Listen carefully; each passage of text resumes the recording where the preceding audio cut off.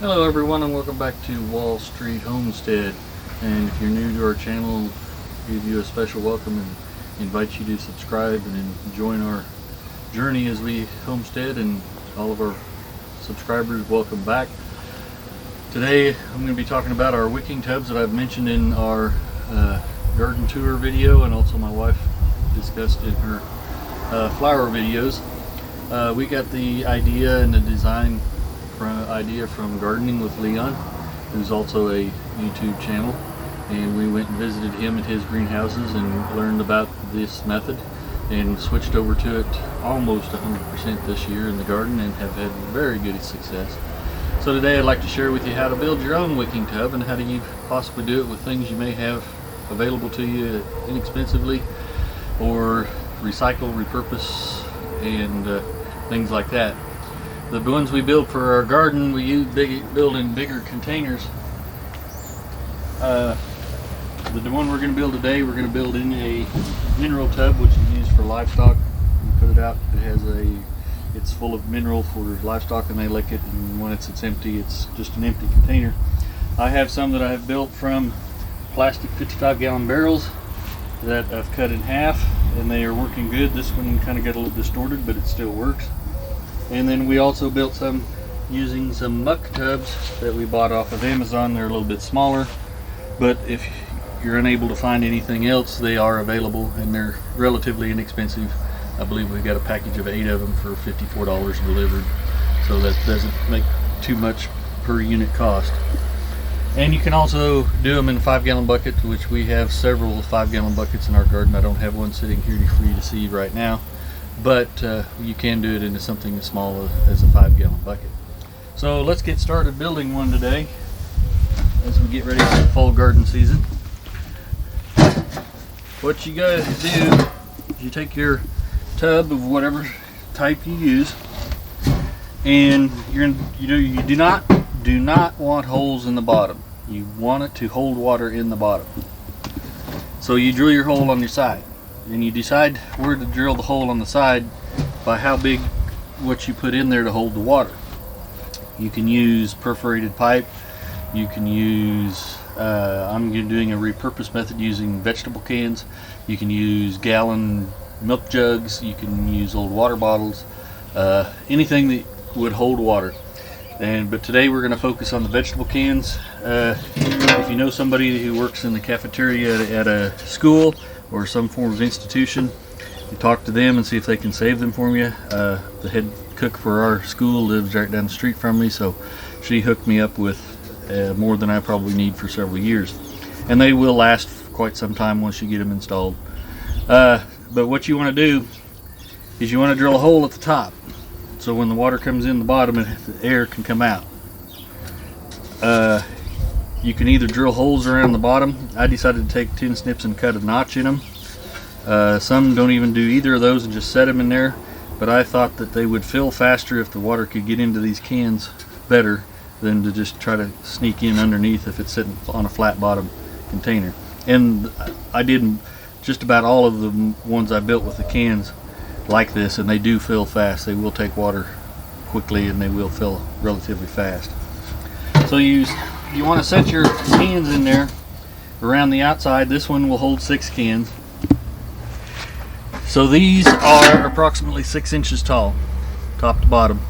But you want to leave 1 inch of airspace between the water and the roots and the soil, which there will be soil down in there, but you want to leave 1 inch airspace in these containers. So you take and drill your hole 1 inch below, which on this one is 5 inches up from the bottom, but 1 inch below the top of your container that's going to be retaining your water. So if you're using 4-inch pipe, then you want to drill your hole 3 inches above the bottom. Since these are 6 inches tall, you want to come up 5 inches, and so that way you always have that 1 inch air space, because if you don't have that, your roots will go into the water and they won't have that air gap, and then they'll drown, and that's defeating the purpose. So then the method I use with this, you need to get some ground cover cloth, and you want to get the best you can find and the heaviest. This is some we got off of Amazon. I believe they called it a 5 ounce, and it's relatively heavy. It's 4 feet wide. You want a piece 4 feet wide, 3 feet long for this project. And you want to put the shiny side up. Or this one, it has lines to help you keep, if you're using this as ground cover and planting things, it's got lines so you can put your rows evenly spaced. So then you lay it on there and you push it down into the tub. And you want it to go clear to the bottom in the center, because that's going to be the beginnings of your wick.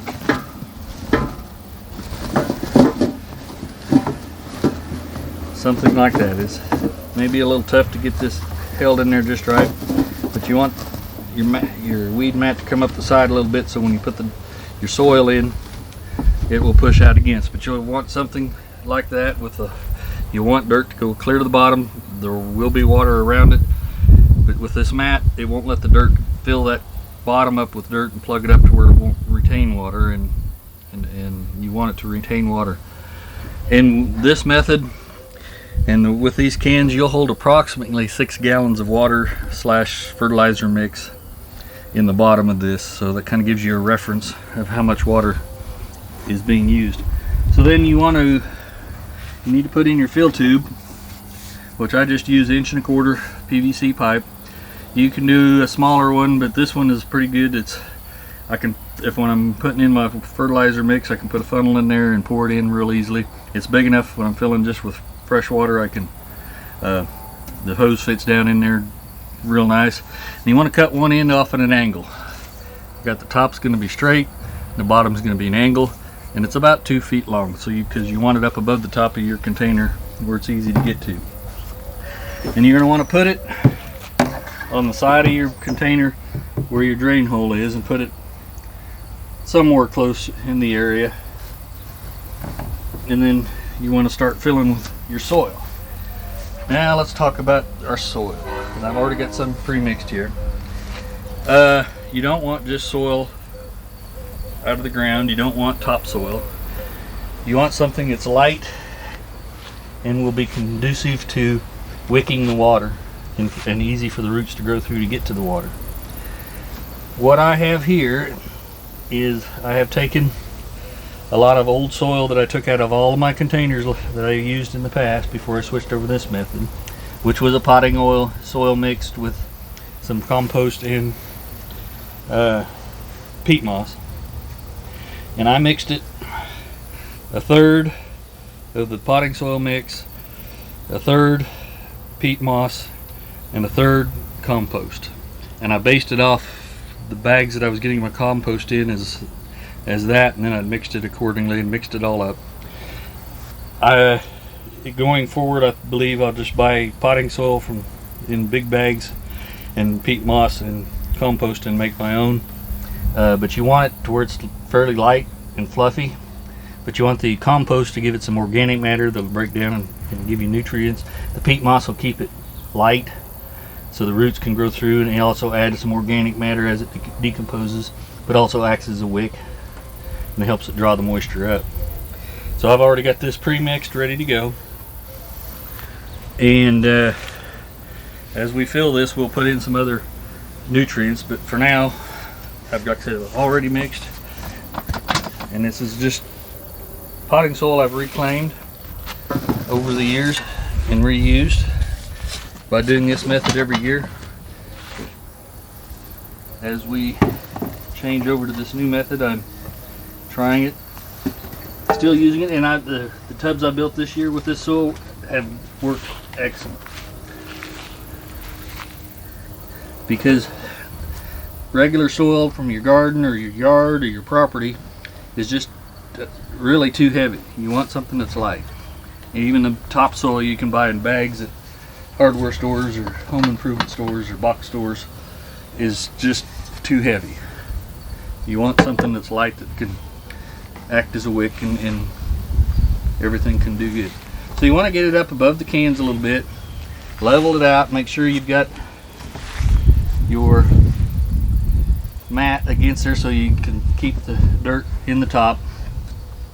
So now we want to add our nutrients, and you want to put them down low like this so the roots can grow down to them.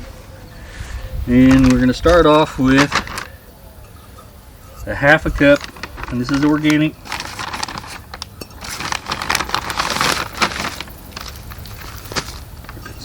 a half a cup of Sustain, which is a 464.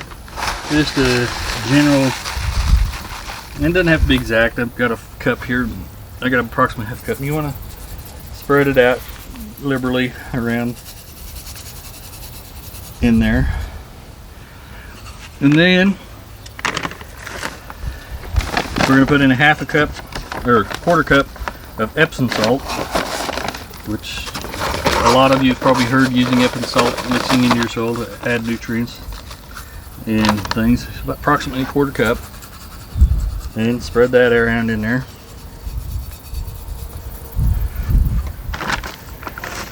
Then we're going to add 2 tablespoons of some sea minerals, sea mineral fertilizer. And this is SEA 90, which we were able to get off of Amazon. And this has got like 90 different trace minerals that help plants to grow. This is a little tablespoon scoop, so I'm going to put in 2 of those. Because not only do they need the nitrogen, phosphorus, and potash, they need trace minerals that they get from that. And there's a whole list of them. And then we're going to add 2 tablespoons of gypsum, which helps promote root growth. So give them the nutrients they need to grow. And this is just regular garden and lawn lime. Which, if you've done any reading and research, they always recommend adding lime, so we're going to add lime to our wicking tub. And growing in a wicking tub or any container, whether it be a tub like this with conventional drainage at the bottom or a raised bed, you can control your soils and your nutrients because they're contained in these. Now if you have a raised bed that has no bottom, you may lose some as it leaches out. But in this method, you will retain all of your fertilizers in here, which is good for the environment because your fertilizers and stuff won't leach out and get into water streams and stuff like that. You can keep everything right here. It's easier to mend when we get ready to change seasons. If you want to grow something specific, it needs a specific pH or fertilizer, you can dial in whatever fertilizer for whatever you want to grow in this tub, just for this tub, and everything else can be something different. So now that you have that in there, you're going to want to go ahead and fill it up.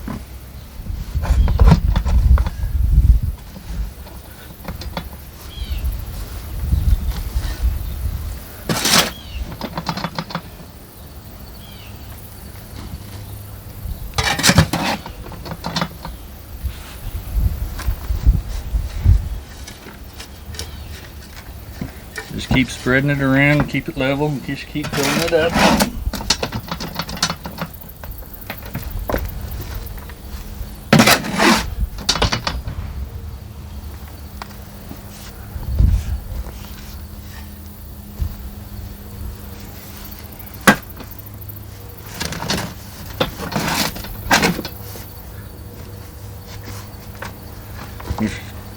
My compost was a little damp today, so it's got some bigger chunks. You want to make sure it's broke up. When I was building these in the early part of the summer, and then my compost was dry, it mixed up real well. If you have any of your weed mat that's sticking up above, you can fold it down, make it look a little pretty. Make sure the weed mat is around your fill tube real good to keep dirt from going down in there. You want to keep the dirt as loose as possible. You don't want to pack it. I packed it a little bit around the tube just to hold it in place till we get her full.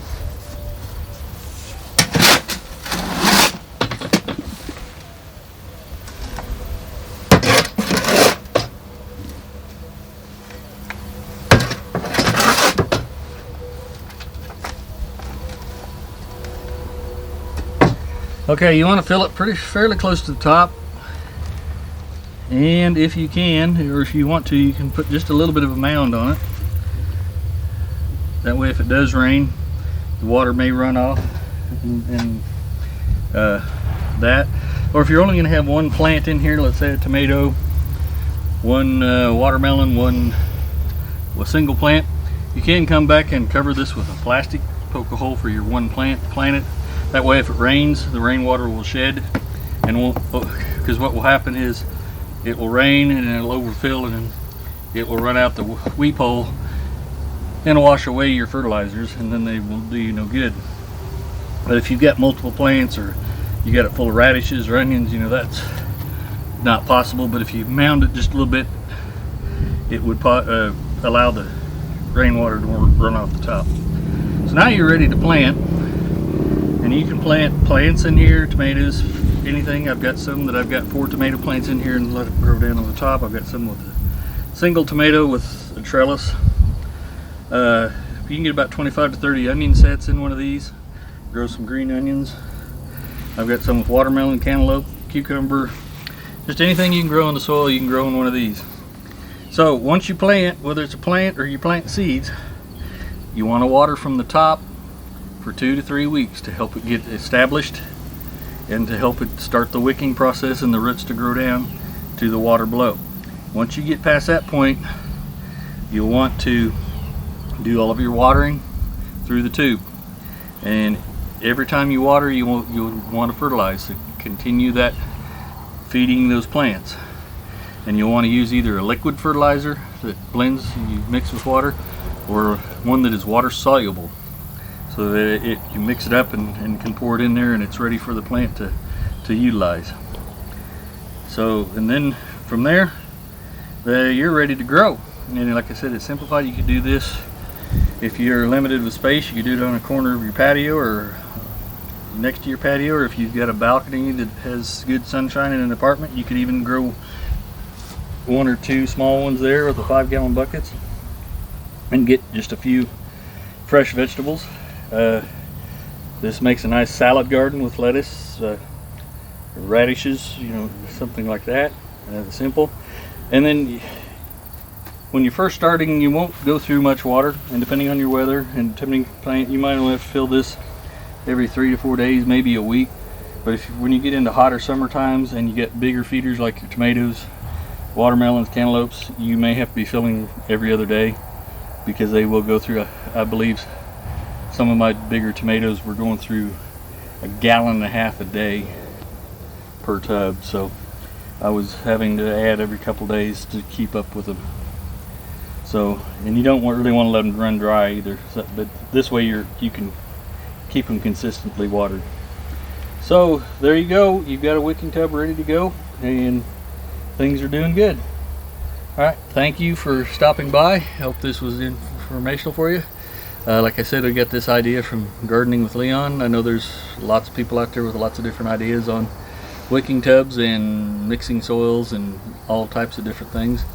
Use what you're comfortable with. This is what we use and we're having good luck with. If you like what you see, please subscribe, hit the like button, hit the notification bell, leave us a comment, and we look forward to seeing you here again. Thank you.